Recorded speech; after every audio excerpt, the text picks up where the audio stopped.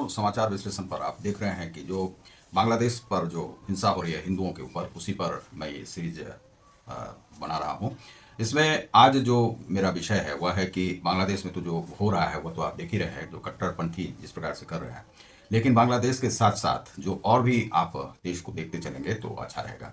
तो आज हम समाचार विश्लेषण पर आप देख रहे हैं रतिकांत सुमन को। आप यदि हमारे चैनल को सब्सक्राइब नहीं किए होंगे तो सब्सक्राइब करें, लाइक और शेयर करें।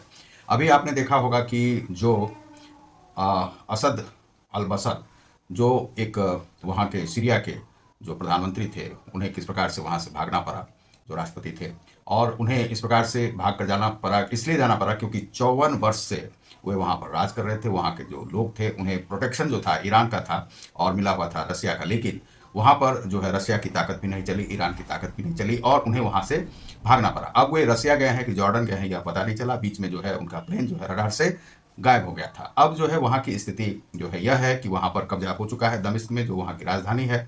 और वहाँ से ये जो राष्ट्राध्यक्ष सब हैं उनके भागने का सिलसिला ऐसा क्यों चल रहा है सभी देशों में। जैसे कि कुछ समय पहले आया था कि आपको अफगानिस्तान से काफ़ी लोग भाग रहे थे, वहाँ से भाग भाग के वे लोग पहुँच गए, कहीं अमेरिका चले गए, कहीं इंग्लैंड चले गए। अब बीच में जो आया ये कि बांग्लादेश की स्थिति, तो बांग्लादेश की स्थिति में खालिदा जिया जेल में थी और जो शेख हसीना है, शेख हसीना भाग करके इंडिया आ गई। इंडिया आ गई, अब उन्हें अपना जान बचाना था तो वे इंडिया भारत पहुंच गई और भारत के ही समर्थन से उनकी जो है जान वहां पर बच पाई।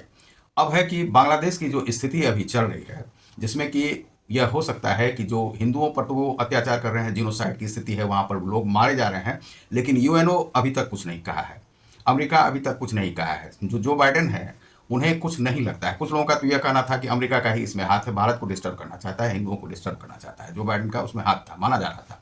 जो बाइडेन की सरकार बदल गई, ट्रंप ने कहा कि हम बांग्लादेश को देखेंगे, तो अब डोनाल्ड ट्रंप की सरकार वहाँ पर आने वाली है। जनवरी से 26 जनवरी से उनकी सरकार शुरू हो जाएगी।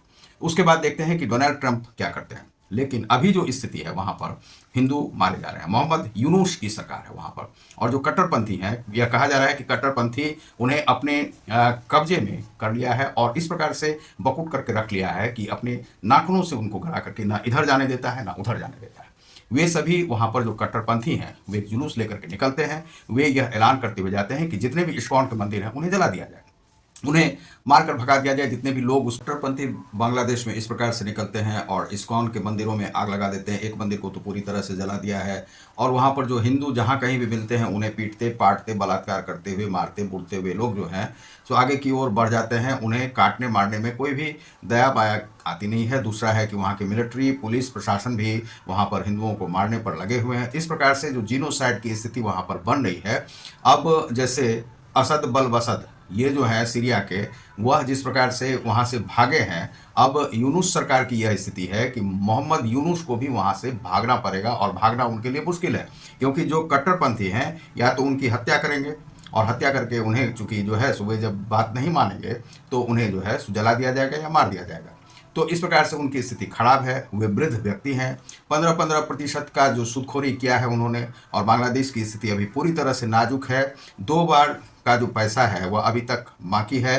अडानी जो इलेक्ट्रिसिटी का है वह बिल वहाँ पर बाकी है। अब है कि जब इस प्रकार से वहाँ की स्थिति खराब हो रही है, आर्थिक स्थिति जिस पाकिस्तान की खराब है, वह पाकिस्तान कहता है कि हम तुम्हारी सहायता करेंगे, तुम्हें हम एटम बम देंगे, तो उस स्थिति उसकी उस देश की स्थिति आप समझ सकते हैं कि वहाँ की स्थिति क्या कितनी बदतर होगी कि उसे पाकिस्तान से सहयोग लेना पड़ रहा है। तो यह जो है उसकी बेइज्जती है पूरी तरह से। वहाँ पर वह जो देश चलने वाला नहीं है। जो शेख हसीना थी, शेख हसीना वहाँ से छोड़कर जा चुकी हैं, चूँकि उनका भी जीवन जो है सो वहाँ पे सांसत में फंसा हुआ था और मिलिट्री कभी भी उन्हें मार सकती थी, इसीलिए वे भाग के यहाँ चली आई।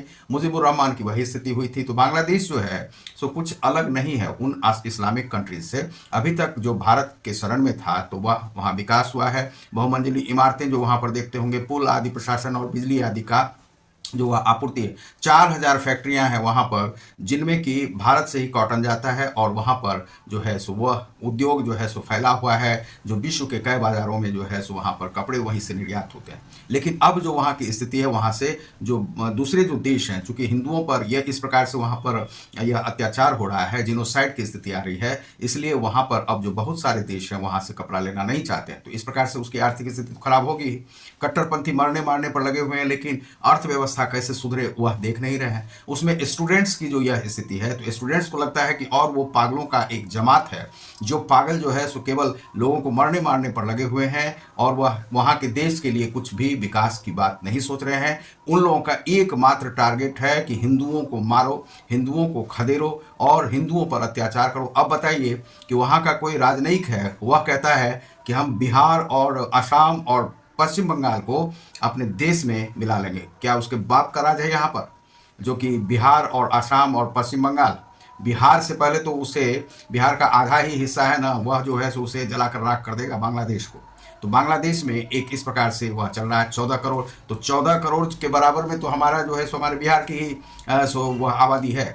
उसके बाद यदि पश्चिम बंगाल को ले लें तो पश्चिम बंगाल भी उससे जो है सो काफ़ी कुछ, ये जो लगभग 30 से 40 करोड़ की जो आबादी वाले उसको कह रहा है स्टेट्स को जो है सो हम 1 मिनट के अंदर बांग्लादेश में मिला लेंगे। उसके बाप का राज है यहाँ पर। तो जो लोग देश में देख रहे हैं इस प्रकार से हिंदुओं पर जो अत्याचार, हिंदुओं पर तो अत्याचार आज से नहीं बहुत पहले से ही हो रहा है और हम लोग थोड़े कमज़ोर रहे हैं। गांधी जी ने एक बार कहा है कि सभी हिंदू जो हैं सो कायर हैं, तो कायर की जो श्रेणी में अब हम नहीं आते हैं। अब हमारी वह स्थिति नहीं है। नमो की सरकार है और नमो की सरकार के टारगेट में जिस दिन भी वह बांग्लादेश आ जाएगा तो वह जो है सो उसे धूल की खानी पड़ेगी, समझे।